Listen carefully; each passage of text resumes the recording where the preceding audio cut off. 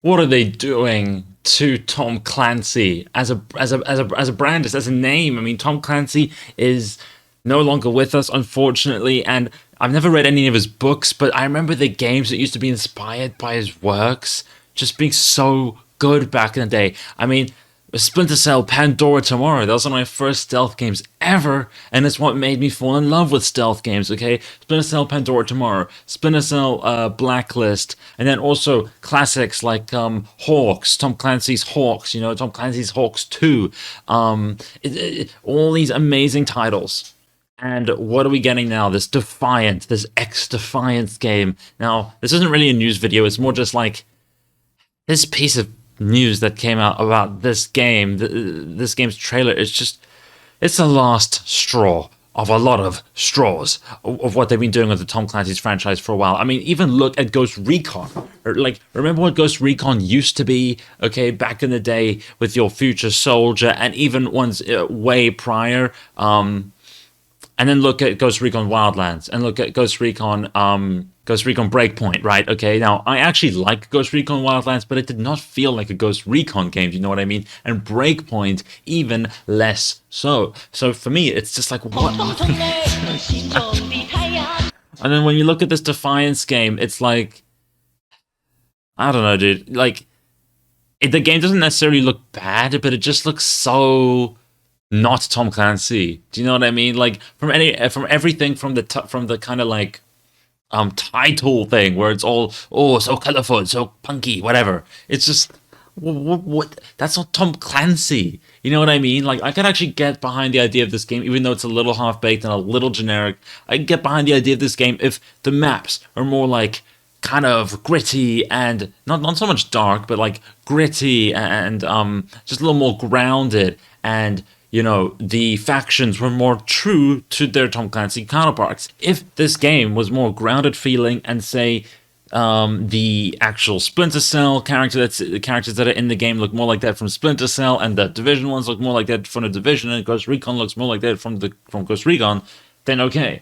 You know what the characters in this game look like? They look like characters from each franchise in an alternate universe, where Tom Clancy was all about brightness and vibrance and like cartoonish vibes and like punk rock and graffiti, and it's like, that is not what Tom Clancy is about, just at all. Yeah, you know, it actually doesn't look that bad. It just looks so kind of like, why would I play this when there's so many other better looking shooters out there? Now again, I'd have to play the game to know of how much I enjoy it, but just by looks alone, it's kind of like, dude, really? Or this is what this is the next Tom Clancy game? Like, just also, people like me, or a lot of gamers, have been asking for a new Splinter Cell for ages. I mean, I remember playing Splinter Cell Blacklist and loving it, dude. I played so much Splinter Cell Blacklist. That was like the height of Splinter Cell games for me. You know, for me, when it comes to Splinter Cell games, the best one is Blacklist, and then just under that is Pandora Tomorrow. Now, everyone has their own opinions on that. Like, some people love, what was the other one, Convictions or whatever, which I actually still need to play, so I don't know. But like, people have been wanting a new Splinter Cell game for so long, but what do we get? We get a weird version of Sam Fisher in Rainbow Six Siege, and then we get, I guess, some Splinter Cell-ish characters in this Defiant game, but even then, they don't really look like they're from Splinter Cell that much. And so it's like, why are you doing this with the Tom Clancy's franchise when you could be making a new Splinter Cell that is like to the truth of the Splinter Cell game? When you could be making a new Hawks game, you know, when you when you could be making a new Ghost Recon, you know, like, there may be more Tom Clancy franchises than that besides the Division, but those are the ones that come to mind for me. Like, you could be making any of those, and you go with this. Yeah, I mean, that's about it for the video, guys. I just wanted to get my, like, again, it's the straw that broke the camel's back. Yeah, not great, not great. I honestly have to say, actually, as a last little ending note, I've noticed that Ubisoft has just been coming out with the most mediocre stuff. Not necessarily bad, just so mediocre. Watch Dogs Legion, Assassin's Creed Valhalla. I know there are people who love Assassin's Creed Valhalla. You know, like, everything they've released in the last while has just been so painfully average. And this is coming from a dude who loves Fauna. Like, I play Fauna almost every day when I can.